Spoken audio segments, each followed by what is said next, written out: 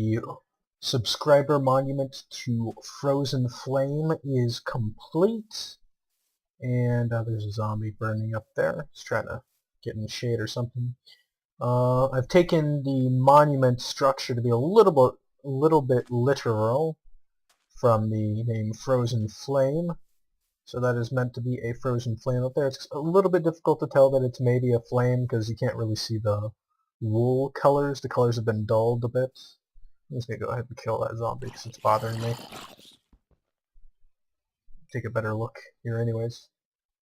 I'm not very good at making pixel art kind of stuff, so I think this looks fairly close to a flame, though. I think maybe I should have made the base a bit wider. I don't know. It's got a podium of sorts. It's a little bit, I don't know, random. It's just a round podium, and I wanted to use marble pillars. I almost forgot to use the marble pillars. I think in the video you can see that I was making stone brick pillars. And right here is a sign. This is an enchant sign, so for a cost, you can enchant one of your diamond pickaxes to add a silk touch enchantment onto it, and this could be any kind of pickaxe, even a pickaxe that already has enchantment. So if you already have efficiency, you already have unbreaking enchantments on your pickaxe, you can add a silk touch to it for $5,000.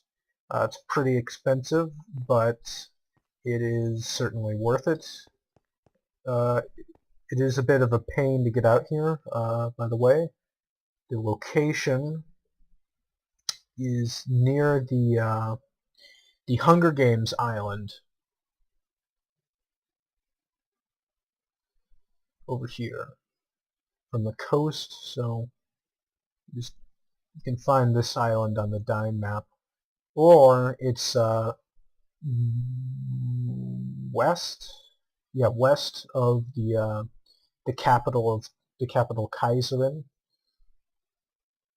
I kind of I wanted to build for a player monument, or a subscriber monument, something a bit bigger. This was smaller than I wanted. I think maybe I should have built a tower. It's bigger than some of my older subscriber monuments. Some of them I think were like, when I look back at them, are kind of a cop-out, but this is definitely much larger. I don't want to make any subscriber monuments smaller than this. Also, just a quick mention, well, not a quick mention, but a mention of gratitude to Lukash. I used some music from the most recent album Lukash has, I doubt I'm pronouncing it right, has produced, and it is Falling Apart, right? Is that it? Yeah, Falling Apart. And I was a bit I wasn't really sure if I was allowed to use Lukash's latest album, Falling Apart, so I actually sent Lukash a request over, well, not a request, a message over Facebook asking if it'd be alright if I used their music for the background of these videos.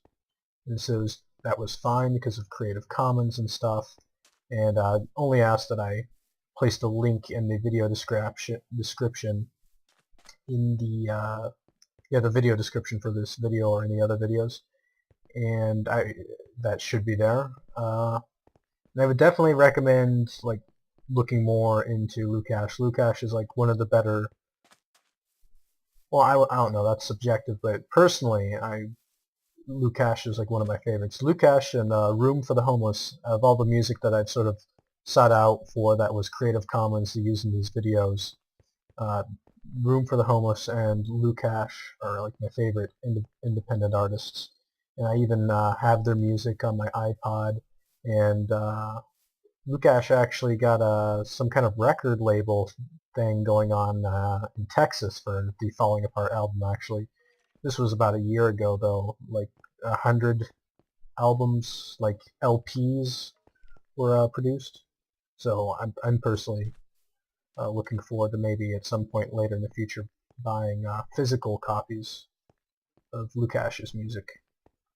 and I just wanted to mention this specifically in this video because Lukash could have easily just said, no, I don't want you to use your music. I've been actually finding a lot of trouble, having a lot of trouble finding music that I'm allowed to use. Usually I just search music on Jamendo, however it's pronounced, because until recently it's been very, very, like, there's lots of Creative Commons music on there that you can use for your videos as long as you're not monetizing the videos or making some kind of commercial profit off of them.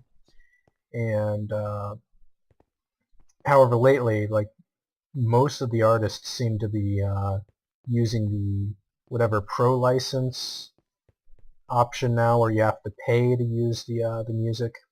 And I was gonna do it. I was like, okay, I'll pay and use some of the music, but it turns out, like, for each track you have to pay 69 euros, which is the equivalent of $71.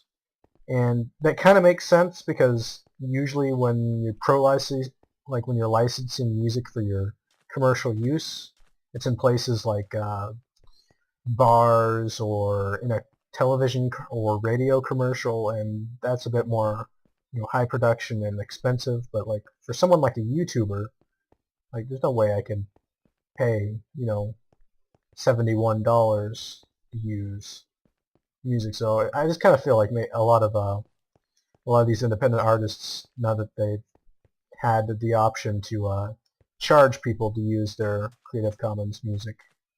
At that point, it's not really Creative Commons, but charge people to use their music that's otherwise Creative Commons. I don't know. It's kind of the point. Missed the point. I mean, at the same time, I'm not saying that they shouldn't have the right.